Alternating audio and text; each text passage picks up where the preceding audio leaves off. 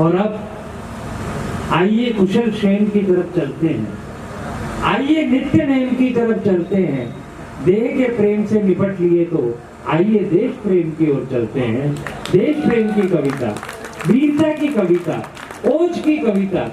और ये सौभाग्य की बात है कि एक शिखर पुरुष जो आज आपके कुलवंश का नाम रोशन कर रहा है, जिसके नाम के साथ अशोक चारण लगा हुआ है। यूं तो आप सब चारण हैं, माँ करणी के वंशज है, लेकिन कहीं ना कहीं आप और हम धर्म के भाई है। आप कुल से चारण है और हम कविता लिखते हैं, इसलिए युग चारण है। तो हम युग चारण आप कुल चारणों को नमन करते हैं और चारण वंश के लाल अशोक चारण को बुलाना चाहते हैं। एक बार जोरदार तालियां।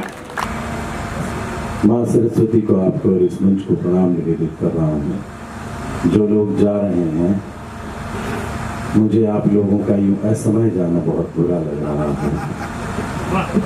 आप अब तक हमारे बीच में थे, थोड़ी देर बाद आप हमारे बीच में नहीं रहेंगे। मैं आपके उज्जवल जीवन की कामना करता हूँ। जाने वाले लोगों के लिए आप 2-4 तालियां बजा दें ताकि उनको ये लगे कि उन्होंने जाकर बहुत बड़ी गलती कर दी है। और देखिए, हम आने से किसी को न रोक सके तो जाने वालों को क्या रोकेंगे। क्या बात। ईश्वर उनकी आत्मा को शांति प्रदान करें।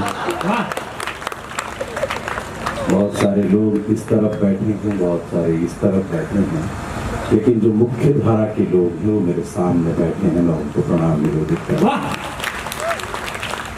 एक आवाज उठी अभी कि ये जो सनातन है ये डेंगू है, मलेरिया है।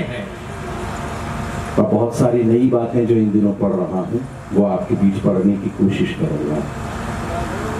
जो माताएं बहनें खड़ी हो गई हैं, मैं उनको ये कहना चाहता हूं कि आपकी विधानसभा सीट से कोई और खड़ा हो चुका है, इसलिए आप बैठ सकते हैं। माताओं बहनों को विशेष प्रणाम इसलिए भी कर रहा हूं क्योंकि आज ये नाटक छोड़ करके आई हैं। भारत देश में महिलाएं रोज शाम को नाटक देखती हैं, नहीं देखने दो तो फिर करती हैं। ये वही लोग तालियां बजा रहे हैं जिनके हाथों से रोज शाम को रिमोट छीन लिया जाता है। मैं ऐसे तमाम दुखियों को भी अपना प्रणाम निवेदन करता हूँ। दादाजी ने जो अपने सर पर ये जो कफन बांध रखा है, ये राजस्थान के वीर पुरुष ही करते हैं। बोले कफन भी दूसरे का नहीं चाहिए, अपना अपने साथ लेके घूमते। और वो जिस उम्र में है उस उम्र में उनको लेके फिरना भी चाहिए। तालियां बजा दीजिए। मैं प्रारंभ होना चाहता हूँ। 3 बच्चे हमारी तरफ चले आ रहे हैं। इन तीनों को देखकर मुझे गांधी जी वाले 3 याद आ रहे हैं। चले आओ, चले आओ। मैं स्वागत करता हूँ। 2 लोग जोड़े से आ रहे हैं। ये देशनोक है, यहाँ लोग भी अपना जोड़ा बना लेते हैं। मैं उनके जोड़े को भी प्रणाम करता हूँ, उनके लिए भी तालियां बजा दें। एक व्यक्ति बिल्कुल अकेला हमारे बीच में आ रहा है, ये संभवतः शादीशुदा होगा। आइए, 2 बालक आगे आ रहे हैं। देश के युवाओं को आगे आना चाहिए। अरे वाह, चश्मा लगाइए ना सर। क्या नाम है आपका? लगाइए चश्मा। और मेरे कहते ही उन्होंने लगा भी लिया है, क्योंकि सारे लोग बॉस का स्वभाव जानते हैं। बहुत सारी बातें हैं। मंच बहुत धनी है और बहुत वजनदार भी है।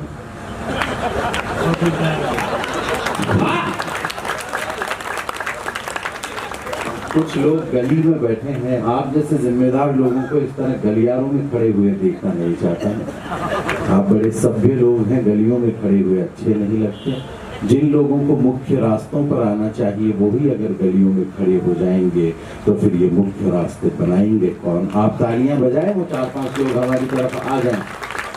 चलिए आप रहने दो, मुझे तो अपनी बात कहनी थी। केवल प्रारंभ होना चाहता हूँ। क्या हुआ? वॉल्यूम प्लस करें।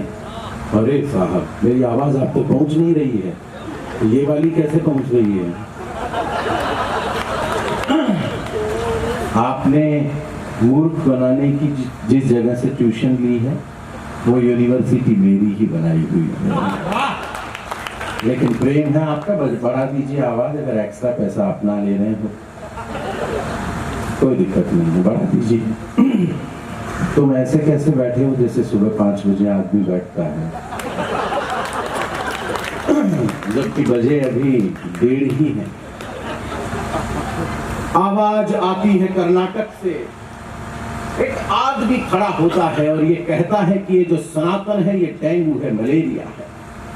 मैं 4 पंक्तियां कुलवंश के लोगों के समक्ष पढ़ रहा हूं। इन दिनों 3-4 मंचों पर पढ़ी है, लेकिन हर रात ये स्वप्न देख रहा था कि जब अपने परिवार में पढ़ूंगा वहां से अनुमति कैसी मिलेगी ताकि इसको पंक्तियों को पूरे देश के अंदर बहुत खुददारी और हिम्मत के साथ पढ़ सकूं। जिन लोगों ने इस हिंदू धर्म को डेंगू मलेरिया कहा है, मैं 4 पंक्तियां उन लोगों को सौंप रहा हूं। फैसला आप पर छोड़ता हूं कि मुझे आप कैसे सुनते हैं। अगर ठीक लग जाए तो फिर ये हाथ आसमान में लहराते हुए नजर आए। मैं अपना काव्य पाठ प्रारंभ कर रहा हूं, सुनाता हूं, सुन लीजिएगा। निवेदन करना चाहता हूं कि जिनकी बयानबाजियां बदलती है रोज, उनकी औकात चद्दरों से ज्यादा नहीं है। कि जिनकी औकात, जिनकी बयानबाजियां बदलती है रोज, उनकी औकात चद्दरों से ज्यादा नहीं है। जिनकी बयानबाजियां बदलती है रोज, उनकी औकात चद्दरों से ज्यादा नहीं है।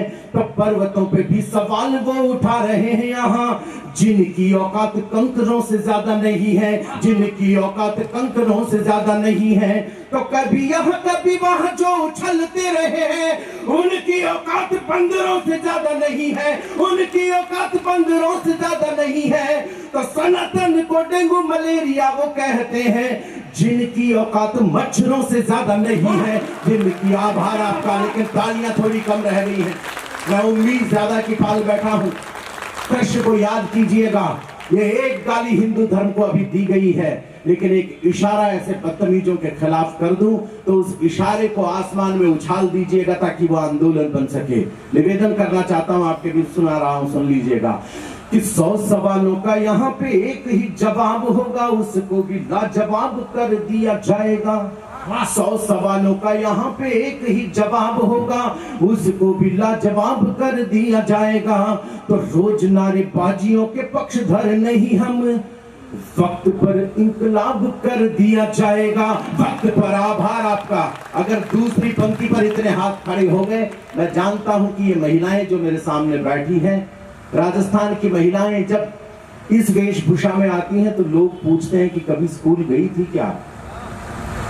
लेकिन मैं जानता हूं कि इस भीड़ के अंदर बैठी हुई महिलाएं उन स्नातक और स्नातकोत्तर महिलाओं से भी ज्यादा बुद्धि रखती हैं। शक्ति के सामने खड़े होकर जो बात मैं कहने जा रहा हूं वो बात पहुंच जाए तो फिर मुझे समर्थन शक्ति के इस केंद्र से भी चाहिए। निवेदन करना चाहता हूं, सुन लीजिएगा कि 100 सवालों का यहाँ पे एक ही जवाब होगा, उसको भी लाजवाब कर दिया जाएगा, उसको भी लाजवाब कर दिया जाएगा।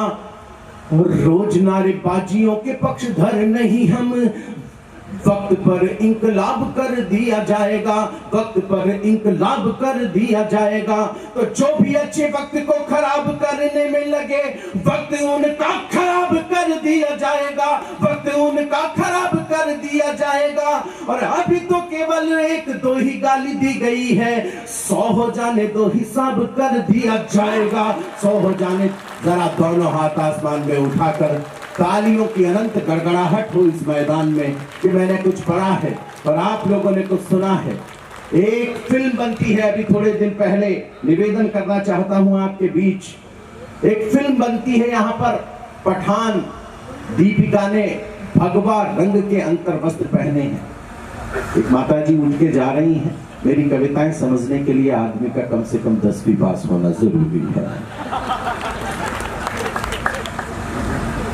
उम्मीद है अब कोई नहीं उठेगा। सुना रहा हूं आपके बीच, पठान एक मूवी आई, भगवा रंग के कपड़े पहनकर, अंतर वस्त्र पहनकर दीपिका यहां पर एक बात कहती है कि ये बेशर्म रंग, अगर ये भगवा, ये केसरिया बेशर्म रंग है तो प्राची में उदय होता हुआ ये सूर्य भी बेशर्म है।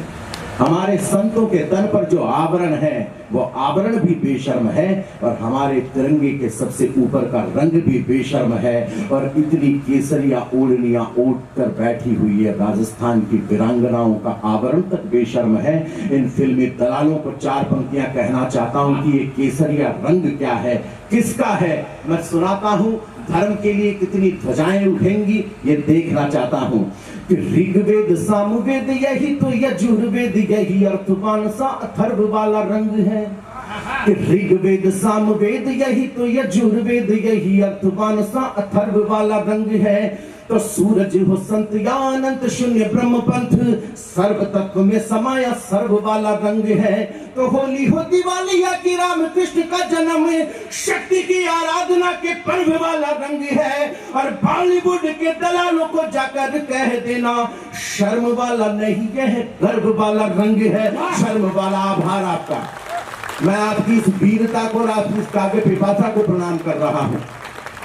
इस शर्म वाला नहीं यह गर्व वाला रंग है, शर्म वाला नहीं यह गर्व वाला रंग है। प्रभु श्री राम का मजाक उड़ाया गया, राम को गालियां इस मुल्क में निकाली गई मेरे हुजूर। रामचरितमानस को जला दिया गया। मैंने 4 पंक्तियां कही हैं, मैं सौंपता हूं केवल आपको। अब कहने की जरूरत नहीं कि आप तालियां बजाइए, क्योंकि इतना विश्वास मुझे अपनी कविता पर भी है और उससे ज्यादा विश्वास मुझे आप लोगों पर है। 4 पंक्तियां पढ़ रहा हूं कि राम को जो लोग गालियां दे रहे हैं इनको मैं किस नजरिए से देखता हूं, सुना रहा हूं, सुन लीजिएगा। कि हमने शरण जिस हवेली में ले रखी है वो नीलामी वाली बोलियों के ठेकेदार हैं। हमने शरण जिस हवेली में ले रखी है वो नीलामी वाली बोलियों के ठेकेदार हैं। तो नारियों के मान पर बोलते हैं ऐसे लोग जो सुहागिनों की रोलियों के ठेकेदार हैं, जो सुहागिनों की रोलियों के ठेकेदार हैं। तो गांधी व अहिंसा पर बोलते हैं ऐसे लोग जो बारूदों और गोलियों के ठेकेदार हैं। हाय राम, अब राम जी पे वो भी बोलते हैं जो हराम वाली टोलियों के ठेकेदार हैं, जो हराम वाली। तालियां कम रह गई प्रभु के नाम पर आप लोगों की, क्षमा कीजिएगा मुझे। जो हराम वाली टोलियों के ठेकेदार हैं, जो हराम वाली टोलियों के ठेकेदार हैं। खुदाई हुई काशी विश्वनाथ में शिवलिंग निकला। यूपी गया था एक सम्मेलन में, तो लोगों ने पूछा कि अशोक चारण आप क्या मानते हैं? मैंने कहा शिवलिंग मानते हैं। कि अगर ये शिवलिंग है तो ये अब क्यों निकला? मैंने कहा शाम को कवि सम्मेलन है घाट पर, चले आइएगा, उत्तर दे दूंगा। और उत्तर दिया है कि ये शिवलिंग है और ये अब क्यों निकला है। मैं आपकी आस्था की चौखट पर अगर शब्दों के ये पुष्प चढ़ाने में सामर्थ्य हासिल कर पाया हूं तो मैं कवि सम्मेलन की अब तक की सर्वाधिक बड़ी तालियों की गड़गड़ाहट देखना चाहता हूं कि ये शिवलिंग है और ये अब क्यों निकला है। निवेदन करना चाहता हूं कि युगों पूर्व दंभ का जो स्तंभ देश में बना था ऐसे अवलंब को उखाड़ कर आ गए। युगों पूर्व दंभ का जो स्तंभ देश में बना था ऐसे अवलंब को उखाड़ कर आ गए। खुद को महान मान अपमान करते थे ऐसे अभिमान को उजाड़ कर आ गए, ऐसे अभिमान को उजाड़ कर आ गए। तो उजली सी राह को जो स्याह कर सकते थे उनको जटाओं से पछाड़ कर आ गए। तो राम जी के मंदिर का निर्माण देखने को महादेव धरती को फाड़ कर आ गए। जिंदाबाद। देर तक आसमान में हाथ लहराते रहे उस शिव के नाम पर, उस भोलेनाथ के नाम पर, उस त्रिपुरारी के नाम पर, जिसकी अभ्यर्थना में आपके कलमकार की कलम से, आपके कवि की कलम से जिस भोलेनाथ के लिए ये शब्द भी निकल पड़े कि सृष्टि का उदय भी तू है, सृष्टि का विलय भी तू है, तू ही दम है, तू प्रकाश, तू विनाश, तू विकास। सृष्टि के विनाश में तू ही तो एक आस है अस्त्र तू है शस्त्र, तू ही तो चंद्रहास है। गंग तेरे अंग का अभिन्न एक रंग है, पड़े गले भुजंग रोज बज रहे मृदंग है। आदि से अनादि तक समाधि भी लगी रहे, लपट लपट के लिए ज्वलन वो ज्योत भी जगी रहे। अरे टनन टनन सी घंटियां घनन घनन मृदंग है, विकराल काल छाल पे ये चक्षु लाल रंग है। क्रोध भी प्रचंड तो ये तेज भी अखंड है। पांव के तले गले वो विश्व का घमंड है। चमक चमक है चंद्रमा प्रभु तुम्हारे शीश पर, और तुम्हारी ही चमक धरी प्रभु हमारे शीश पर, तुम्हारी ही चमक धरी प्रभु हमारे। हम उस त्रिपुरारी को मानने वाले लोग हैं, हम शिव को भी मानते हैं, हम शक्ति को भी मानते हैं। निवेदन करना चाहता हूं आप लोगों के मध्य, पंक्तियां पढ़ना चाहता हूं, सुन लीजिएगा। देश के सैनिकों को इन 4 पंक्तियों में याद कर रहा हूं, और जो शब्द की चमत्कृति यहां पर पहुंच जाए तो फिर मुझे आशीर्वाद इसलिए दीजिएगा कि इस कुलवंश ने जो भाषा मुझे सिखाई है, क्या मैं उस भाषा के साथ न्याय कर पाया हूं? अगर न्याय कर पाया हूं तो सारे न्यायाधीशों की तालियां अब चाहता हूं। पंक्तियां पढ़ने की कोशिश कर रहा हूं, सुन लीजिएगा। कि चाहे युद्ध, चाहे पूर्व काल का हो, चाहे युद्ध हाल का हो, चाहे पूर्व काल का हो, चाहे युद्ध हाल का हो, भारती के बेटों ने सदा कमाल किया है। सैनिकों के सम्मान में पढ़ रहा हूं, वो लोग जो सरहदों पर खड़े होकर अपना खून देकर इस तिरंगे के तीनों रंगों को बचाए हुए हैं। निवेदन तब कर रहा हूं कि चाहे पूर्व काल का हो, चाहे युद्ध हाल का हो, भारती के बेटों ने सदा कमाल किया है। तो आसमान के समान जिनका था अभिमान, आसमान के समान जिनका था अभिमान, उन शत्रुओं के हाल को बेहाल किया है, उन शत्रुओं के हाल को बेहाल किया है। तो मांगती खैरात दिन रात वो बारात रही, उसके दूल्हे को हमने निढाल किया है, उसके दूल्हे को हमने निढाल किया है। तो विकराल वैरियों को करके हलाल यहाँ माँ तुम्हारे लाल ने धरा को लाल किया है। माँ तुम्हारे आभार आपका, आपने कविता पर आशीर्वाद दिया है मुझे। माथे पर लग जाए संत की चरण धूलि, भक्त को वो झाड़ना पसंद कहाँ आता है। माथे पर लग जाए संत की चरण धूलि, भक्त को वो झाड़ना पसंद कहाँ आता है। तो प्रेम का पीयूष पी के जो उगी धरा पे, उस पौध का उखाड़ना पसंद कहाँ आता है। तो राम जी के चित्र व चरित्र से रंगे हुए हैं, पृष्ठ ऐसे फाड़ना पसंद कहाँ आता है। और श्वानों का भौंकना पसंद आने लगे, उन्हें सिंह का दहाड़ना पसंद कहाँ आता है। तालियां कम है मेरे स्वाभिमान को।